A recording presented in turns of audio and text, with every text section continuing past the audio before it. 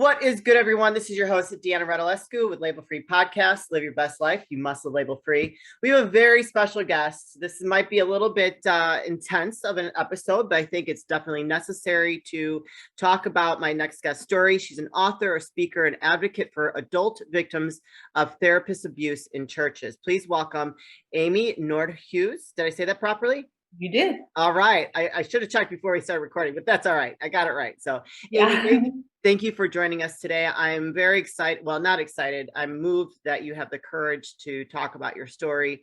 So, can you please tell the audience a little bit about your background? Yes, I am. First off, I am a married mother of three, and I have four dogs, so I'm kind of a mother of seven, I guess. And as you said, or as we were talking earlier, I had childhood sexual abuse, and then it just kept repeating throughout my life into adulthood. And I found myself in 2013 beginning to work with a therapist again for depression, past sexual abuse, wanting to work on my marriage, parenting, things like that. And this therapist came highly recommended. He was an elder at my church. The pastor's wife recommended him. My friends recommended him. And so he was also a psychiatrist. So he was also a medical doctor. And so he did therapy and he could oversee my medications. So I started working with him and thought everything was great. He was kind of a quirky, grandfatherly type figure and a little weird, but more in an endearing way, more in a goofy, playful way. It was at least 7 months in before, the first major red flag. Well, and I say major, the first one, yeah, it was pretty major. He offered to rub my shoulders or my feet for a Christmas present. Yeah. But you have to understand, I'd been seeing him every week for like 7 or 8 months. I was really attached to him. He was like a father figure and I felt more like a daughter. And so, yes, I panicked. But, sadly, I didn't think no was a choice, and I know now that, childhood abuse sets us up to not be able to say no as adults. Yeah. So I think I said shoulders and then I quickly said or feet. And like literally I just forced myself to sit through it as he's rubbing my feet. And the whole time I was just trying to understand like what is happening? Why is this happening? And I thought everything was always something's wrong with me. Well, Amy, you're just too sensitive. Like it's not that big of a deal. Like he's touching your feet. Like who cares? This is, he's really old, Yeah. And then I thought, oh, maybe I said I love to have my feet rubbed when I was a kid. I made my sisters always rub my feet and maybe he's just trying to make me heard and valued, Sure. So that is kind of how the process went where there'd be time in between and then there'd be something else that would be a little bit shocking. But each time I'd minimize it, rationalize it, or blame it on myself, right? Blame the discomfort on myself. So it was about a year in when he started what I felt like trying to lure me into more of an emotional affair where it had been father-daughter. And I was clearly not okay with that. But I didn't think that this was coming from a sinister place. I thought that he cared about me and was trying to care about me, but maybe got caught up, He had gotten you manipulated, thinking Oh, that. yeah. He'd been grooming me all along. I didn't realize it. I didn't realize this was just a game he was playing. And so about a year and a month, I finally realized I've got to get out. And I try to leave on my own and I just can't do it. He would guilt me back in. He would, play on my empathy and make me feel like it would kill him if I left. And so I finally had to turn to my pastor's wife and my pastor and told him everything, and they were able to help me get out. Wow, that's first of all, it's creepy that he was Very. like that. I mean, who knows? Was he doing this to other women? Oh, yeah. Yeah. But I mean, at the time I thought I'm just a freak of nature. Like, I don't know why this happened, but it's just something weird about me. And, he probably just leave him be, just help me get out, Yeah. And my pastor was like, no, it's not just you. But I had to be alone for a long time in the process of, I ended up going to the medical board and I ended up filing a civil suit. And I thought, where are all the other victims? Like, right. Is it really just me? Because deep down I thought, you're just a freak and it's just you. But no, eventually another victim came forward and we spoke. And then I learned of others. Oh, wow. That, well, first of all, I commend you on your strength. That had to be very scary to like go to your pastor and say, because you almost feel like tainted in a way, I would think, Well, yeah, I felt like I didn't know what was my fault and what wasn't, Right. because they're so skilled in their manipulation techniques that, they make you wonder if that was your idea or was that their Yeah. idea. Hmm. They make you feel like you're going crazy, like you Yeah. can't. The Yeah. gaslighting. Yes. The gaslighting. Yeah. Well, that it's amazing that you got through that. Can I ask how old were you then? I was 41. 41, and he did that to you? Yep. Dave, that's just an example for any ladies out there listening that at any stage in your life, you could be a victim to manipulation and some kind of mental, emotional abuse, and you're not alone. So don't feel, and I think women, it happens to us and we feel so guilty about it, like, oh my Oh God, yeah. what did I do to tell him that make him think that this is okay? But it's not you. See, for me, I've been through a lot of manipulation too. I can see it coming from a mile away. I'm just like, I got your number. You can't play that with me. That's not happening. But you know what's so sad is that I had seen him 7 years prior when I first moved here, and I went to him and I knew within a few sessions that he was a creep, and I left and I never went back. But then fast forward 7 years and I'm this, strong new Christian, and I find out he is an elder at my new church, and I'm in love with my new church and my new pastor. And I just threw my own judgment away and thought, all these other people that love him can't be wrong. I had to have misjudged him. And so it Yeah. just infuriates me that, and I think a lot of us do this, and we're kicking ourselves that we throw our own gut feelings away and we throw our own judgments away, because mine were spot on. But I thought, you just misjudged, and maybe you were in a bad place and you were too hard on him. So I went back. And Yeah. I thought, like, my pastor cannot be wrong. Like, he's so intelligent and he cannot, you know. But the thing is, these predators, they groom everybody around them before they go after their victims. So everybody thinks they're this amazing, charming, intelligent person. And Yeah. yeah. Wow. That's intense. So So is he still at your church? Does he still go there? no, my pastor asked him to step down as elder, and then he pretended to retire after the medical board investigation started, and he knew he was going to lose his license. He pretended to move or retire and move away. Oh, wow. Okay. So that's a good thing. Yeah. But I still am kind of haunted here by Sure. everything. It's not like a tiny town, but it's small enough that you don't know who knows what, and you Right. don't know who is on his side and who isn't, and it's hard. Yeah, for sure. So tell us about the book. It's called Preyed Upon, Finding My Freedom from Therapist Abuse. So what made you decide to write a book? I originally wrote it just for myself because I could not forgive myself. I was like, you are too old to be manipulated. You are too intelligent to be manipulated. Like, what is wrong with you? Yeah. And so I wrote it all out because I just needed to see what happened. And it really helped me to see it kind of unfold on the pages, and see how sneaky it was and how slow it was, and see how I, let him off the hook each time. And then I thought, man, I just know I'm not. I mean, I had learned of other adult victims by then, but I thought there's got to be so many women out there that are feeling like I am, of just wanting to crawl under a rock, with shame and embarrassment. I really wish that I could share my story with them so that they could know that it's not just them. Because I thought I was the only one on the planet that had probably ever been abused by a therapist. Like, I didn't think therapists were ever bad people, like, ever. Um, and I'd never encountered a sociopath except for on TV or in movies. And your brain can't really fathom what it's seeing. Right. It's like you see it, but you can't grasp that it's real. So I decided I wanted to share my story for other victims. And then, as the story developed and went on, I also wanted onlookers. I say onlookers, like, when we see this on the news, we read about it, and those people that roll their eyes because they don't relate to it, we're adults. So there's no way that we could have done something against our will, right? We Right. didn't have a gun to our head. And I wanted to write it so that people could read that and be less judgmental, Yeah. and understand how it happens. And that has been one of the biggest compliments, is when a reader has said, I never could relate to this, but I kind of see it now, Yeah.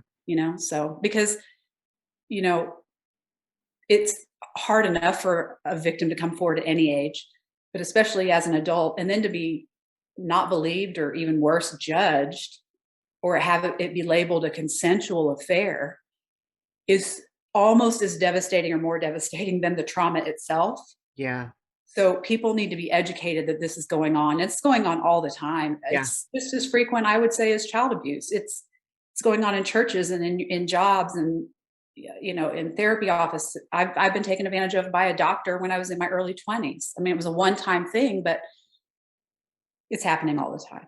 Yeah. Support for Label Free Podcast is brought to you by Manscaped, who is the best in men's below the waist grooming. Now, ladies, you can use this too. We're all inclusive here. Manscaped is trusted by over 2 million men worldwide. And now we're going to have the ladies too, because come on, ladies, let's be real. We have an exclusive offer for my listeners, 20% off plus free shipping with the code labelfree20 at manscaped.com. So thank you, Manscaped, for your support. And everybody is welcome to purchase with my code. And so I actually had a guest on the show. I haven't released her episode yet, but she was sexually abused mentally and all that stuff by her pastor.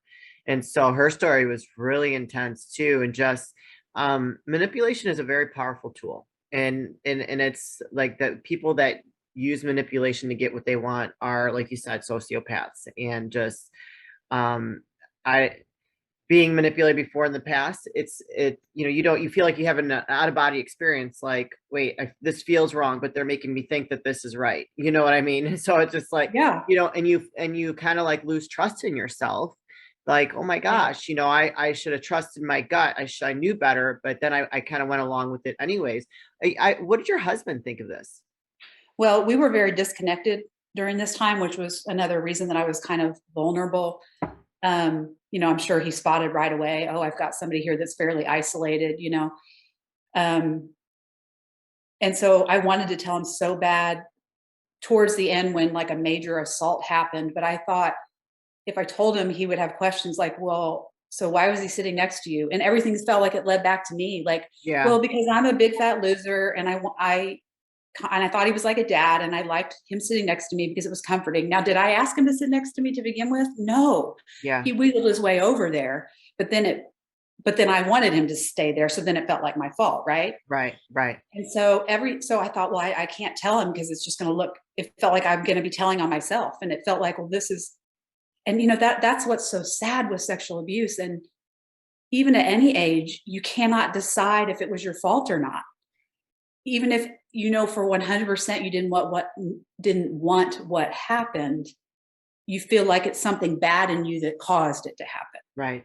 Or something faulty in you. And so for me, the fault was, well, you're needy and you shouldn't want a parent figure. Like you're too old. And like, why did you that's dumb. And you're not too old. I mean, I still want to go to my mommy, like, oh mom, like. I know we never outgrow that. And I know now that's just called being human. Yeah. But I was so hard on myself that I was like, you're so weird and nobody else, relates to you. And now I know otherwise. But so when I finally did get out, I didn't want to tell my husband because I thought, well, I hardly understand. How's he going to understand? Like, I cannot tell you why I kept going back. I don't know if I can put into words why I felt trapped.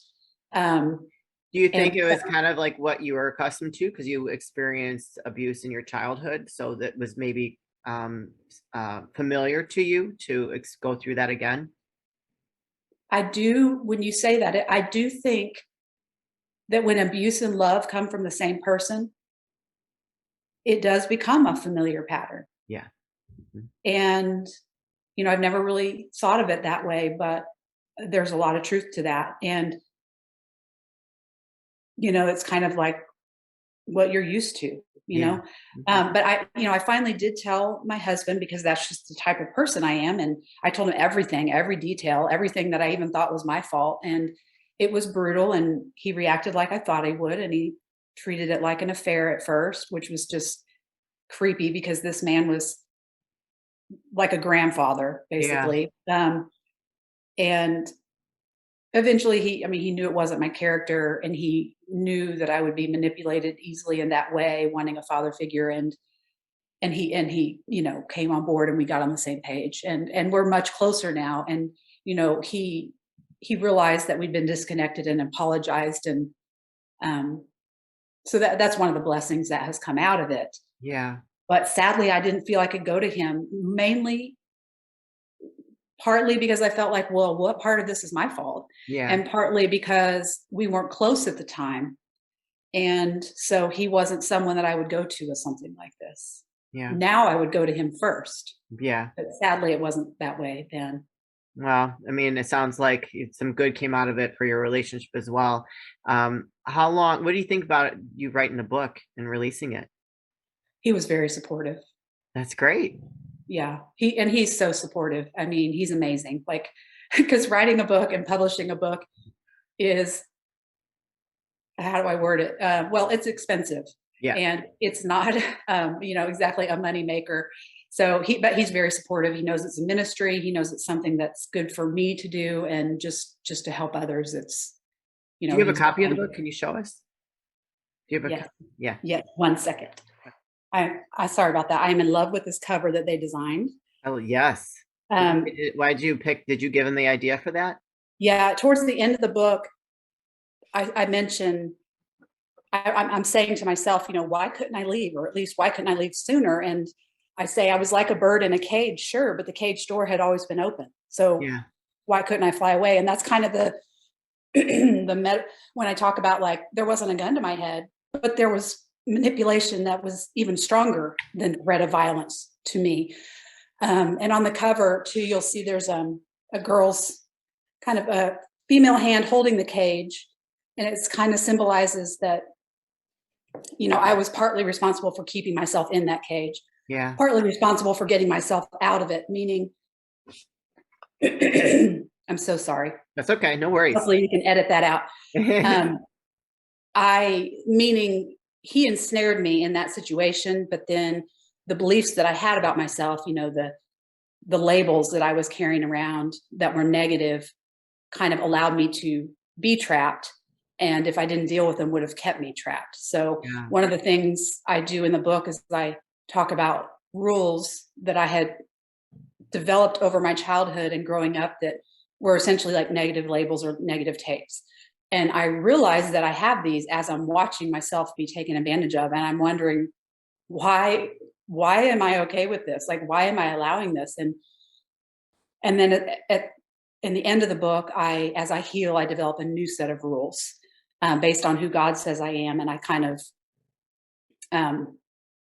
come against all of the old ones and kind of tear them away and throw them away. And anyway. I love that. Yeah. We're getting close here on time. Well, how can people reach out to you, support you, if they want to buy the book, connect with you? Where can they find you? Yeah, my website, which is www.amynordhues.com. Will you have that in the show notes? Yes. Mm-hmm. Okay. And then on there, you can email me. You can buy a paperback. You can find my social media links there. Okay. And then my book is also on Amazon in paperback and ebook. Awesome. I'll make sure I put all those links in the show notes, you guys. So if you know someone that would be touched and empowered by Amy's story, don't hesitate to reach out. Go purchase her book because it does happening. What happened to her does happen more often than people would like to admit. That is a form of human trafficking, that they consider that what happened to you under that label. I did have one question for you before I let you go. What would you like to share with women that may be in that situation right now and are kind of scared and that don't know how to get out? What would be your advice to them? My advice to them would be that they need to tell and keep telling until they're heard, because the first person I went to blew me off, and then I went back to the abuser. You need to keep telling, because somebody will hear you, and you have to have that support. I couldn't get out on my own. Don't try to do it on your own so that you don't have to face the shame and embarrassment. Yeah. Because the shame isn't yours to begin with. And so reach out for help. And then in those early days, support is vital. You've got to find someone who can understand and relate, just to help you keep your head above water in those early days. Yeah. And I'm sure if anybody reached out to you, you'd be a support for them as well. Oh, So I would email anyone who reaches out to me, I will respond. And I awesome. have as many resources on my site as I've been able to find. That's amazing. I love it. You kind of gave some wisdom and advice, but is there anything else you'd like to leave with the audience before we say goodbye? I just always say, victims, you're not alone. It's not your fault, and you are deeply loved. Very true. I love that. Thank you for sharing that. This has been an absolute pleasure. Thank you for your courage and your determination to share your story. There are so many stories out there that are continuing right now that need to come out, and people need to get, victims need to be saved from. So, thank you for what you do. I think it's incredible. And also keep us updated on any new projects, or if you have another book or anything like that, we'd love to have you back to share more of what you have going on and give the audience an update. You guys, this is your host, Deanna Radulescu with Label Free Podcast. Live your best life. You must live label free. Please don't forget to rate, review, subscribe, share, comment, all those good things. And I'll be back soon with more dynamic guests.